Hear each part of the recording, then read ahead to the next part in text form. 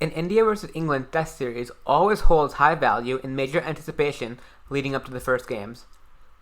Two quality cricket sides are battling it out for the cup, and there's history, national and cricket history, to go along with the exceptional cricket being played, which means it is always going to provide action-packed matches. However, this particular series is providing an additional spark. It is the virtual semi-final for the World Test Championship final later this summer. The qualification scenario looks like this. The favorites to go through to the final is undoubtedly India. They're in red-hot form, and to beat India, especially in India, is a very tough proposition for any team at the moment. There isn't a single weak link to this Indian side, and could be argued as the strongest Indian side ever. With a side as good as this, there are bound to be a few selection headaches. Granted, these headaches are good headaches to have, but decisions are still to be made nevertheless. This is how India should line up for the first test against England in Chennai. Opening the batting should be Shubman Gill. One of India's most loved youngsters over the past couple of years has finally settled into the Indian squad. We all saw what he is capable of in Australia, especially at the Gabba when he laid the perfect platform for the Indian chase with the marvellous 91.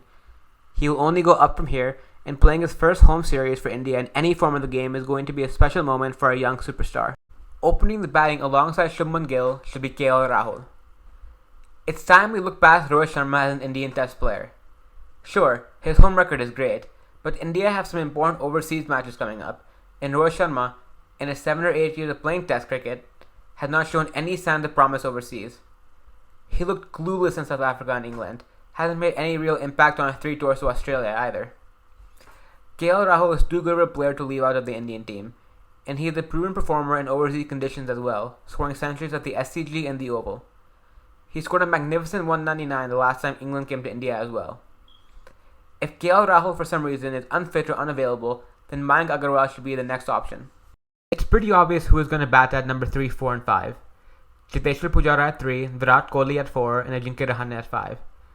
It's great to have Virat back. Having the best player in the world on your side is always going to be a big boost. Rishabh Pant will be walking in at number 6 for India as a wicketkeeper batsman. About a couple months ago, there used to be talk about who is going to be India's main keeper for Tests, Wriddhiman Saha or Rishabh Pant. There's not really a debate anymore after what Pant did in Australia. Pant is miles clear with the bat and is only going to improve as a wicketkeeper as well. At 23, he has cemented his spot as India's main keeper. India's first bowling all-rounder option will be Ravichandran Ashwin. Growing up, it was really hard to see a player like Ravi Ashwin do so well at home but struggle overseas. However, his turnaround has been very satisfying. Not only is he now good overseas, he is a genuine match winner overseas. We've seen this rise begin in 2014 in England, and has only gone up from there, taking wickets in South Africa and the West Indies as well, and making Smith his mini bunny in the Australia tour, was very impactful for the series win. In India, he's even more devastating, and played a big role in the 2016 series by taking 28 wickets in 5 games. He's again going to be a key player in this series. India's second bowling all-rounder option is going to be Washington Sundar. As of now, Hardik Pandya is still not able to bowl, hence Washington Sundar will get a place in the Test match. Sundar is a very good cricketer. Not only is he versatile in both batting and bowling, he also has that drive and hunger to win games for his team, and he wants to be the man to do it. A special cricketer, and the stats speak for themselves. After what he did in Australia with both the bat and the ball, he deserves a place on this side, especially playing at home where pitches will offer some turn towards the end of day 4 and 5. He is a bowler with very tight control and is always hard to get a hold of, and is likely going to cause a lot of pressure to the English batsman. India will be overjoyed to have the experience and quality of Jasprit Bumrah and Ishant Sharma back. The Chennai wicket is projected to have a fair bit of grass on it, which these two will love and utilize to the full effect. Mohammad Siraj's story of rising through the ranks as a cricketer is an emotional one.